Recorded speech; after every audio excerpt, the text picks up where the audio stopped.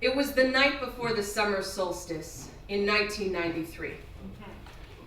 There were 3.9 seconds left on the clock. It was one of the greatest moments of my childhood. My entire outfit was from the Limited 2.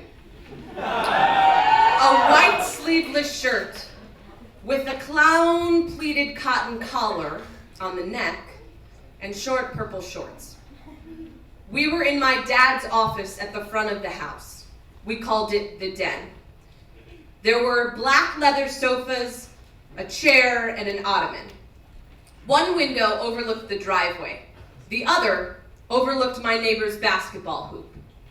Basketball was everywhere in those days. There was no better time in the history of sports or childhood to grow up than Northeastern Illinois in 1993. Well, it was shitty for plenty of people. But if you were like me and grew up in the suburbs, sheltered from the harsh mess of the projects in Chicago proper, it was a good life. The greatest sports hero of all time lived 15 minutes up the highway. And when I saw him play games at the now demolished Chicago Stadium, I saw him up close with the other legends. Horace Grant was my favorite. Maybe because my baby nurse's name was Emma Grant, and I liked to make referential connections at a young age. In fact, one of the 2 times I ever got in trouble in school was in 2nd grade when we were seeing a presentation on Greek mythology and labyrinths, and my teacher asked us to stay in our seats. I must not have heard her, because I noticed how all of the auditorium rows flawlessly resembled a labyrinth row, and I started weaving through them. She punished me alongside regularly troublemaking boys, and they were all just rambunctious, not intellectually curious. I became a classical studies major in college and had season tickets to Penn basketball all 4 years. At first, it was an homage to my childhood, but by junior and senior year, I actually had friends on the team. By that point, I no longer watched professional basketball. I still don't. I can't cope.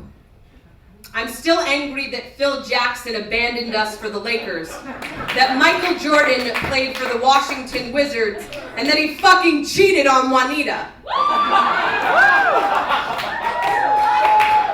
Everything was untainted in 1993.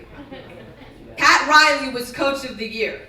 And while I always thought that he looked like a sleazy motherfucker, I respected him because he coached Patrick Ewing. See, 10-year-old Jewish ballerina figure skaters obsess about basketball very differently than other fans.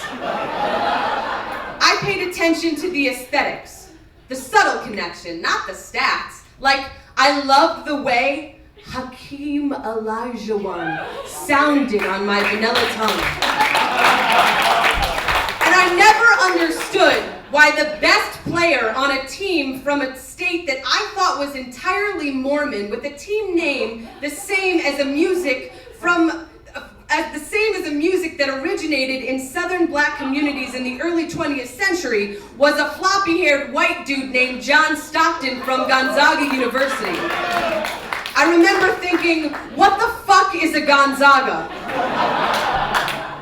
In '93, I knew the starting lineup to every single team in the NBA. Yeah. But nothing was more exhilarating than when Ray Clay announced my team. The lights would shut off. The Alan Parsons Project song Sirius would begin tapping on my eardrums. Boom, boom.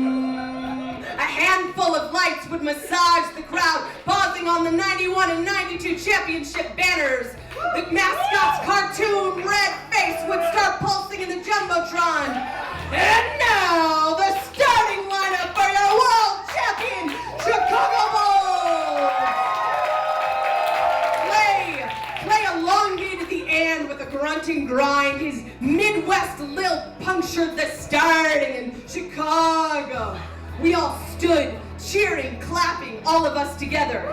In forward from Clemson, 6'10", Horace Grant. A 6'7" forward from Central Arkansas, Scotty Pippen.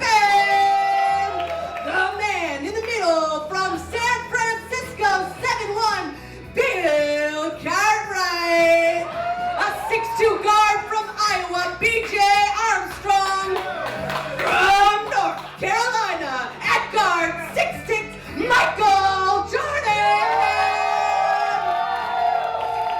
And then the awkward, less enthusiastic, far more diplomatic, the head coach of the Bulls, Phil Jackson, added at the end.